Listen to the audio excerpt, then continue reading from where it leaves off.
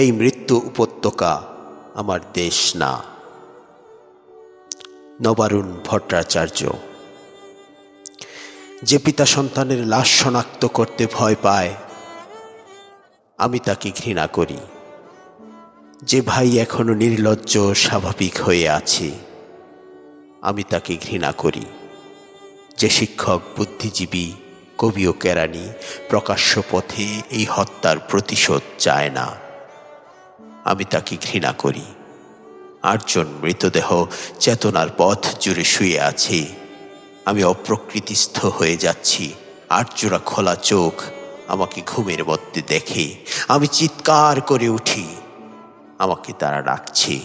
অবেলার উদ্যানে সকল সময় আমি উন্মাদ হয়ে যাব, আত্মহত্যা করব, যা ইচ্ছা চায় তাই করব।